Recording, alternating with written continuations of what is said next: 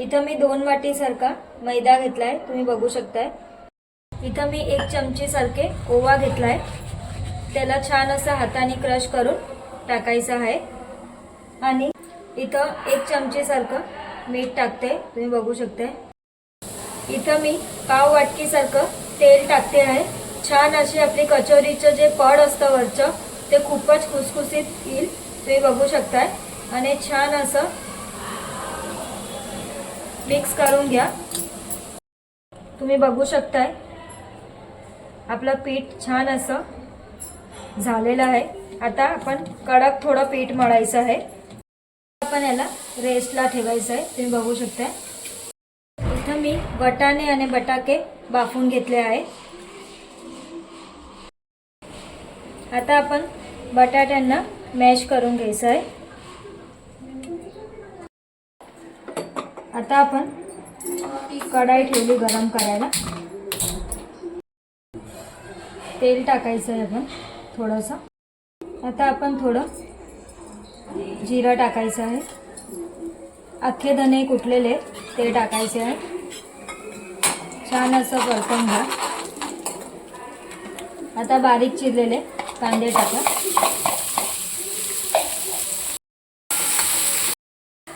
2 हिरवी मिरचीची पेस्ट टाकते, त्याला थोडं तेलामध्ये परतवून घ्या।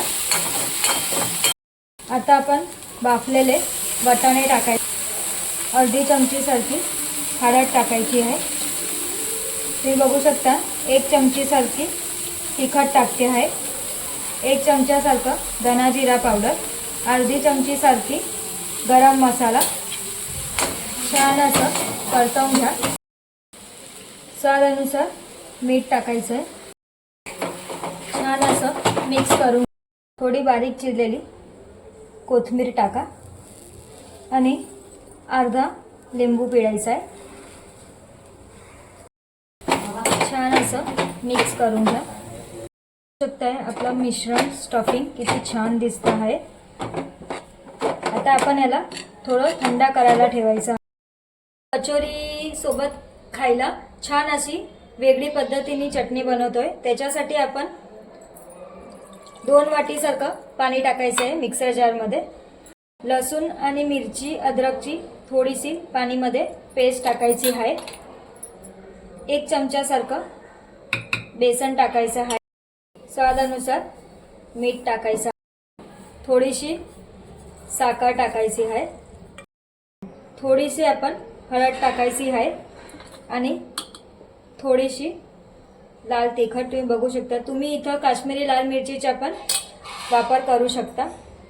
बघू शकता आपली चटणी किती छान अशी घट्ट झाली। आता आपण त्याच्यात थोडा लिंबूचा रस टाकायचा आहे, तुम्ही बघू शकताय।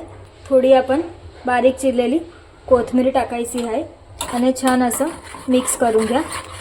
आपली चटणी रेडी झाली आहे। तेल गरम होतं तोपर्यंत आपण कचोरीसाठी स्टफिंग भरून घेऊ, कचोरी बनवून घेऊ, तुम्ही बघू शकताय।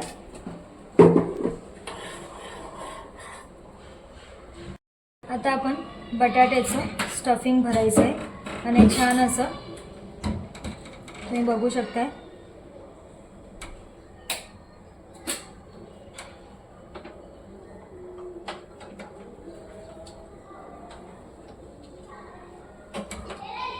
आणि नॉर्मली आपण असं दाबून घ्यायचं आहे, तुम्ही बघू शकताय। हे बघा, बघू शकताय आपलं तेल गरम झालेलं आहे। आता आपण जे कचोरी तयार केली होती ती ठेवूया फ्राय करायला। हे बघा, तुम्ही बघू शकताय आपली कचोरी किती छान अशी दिसते आहे। अशी गोल्डन ब्राउन आपण होऊ द्यायची आहे कचोरीला आणि छान असं प्लेटमध्ये काढून घ्यायची आहे। बघू शकताय आपली छान अशी वाटाण्याची कचोरी रेडी झाली आहे, तुम्ही बघू शकताय किती छान झाली आहे। बघा किती छान आपला पड झालेला आहे आणि ही चटणी सोबत आपण खायचं आहे, तुम्ही बघू शकताय।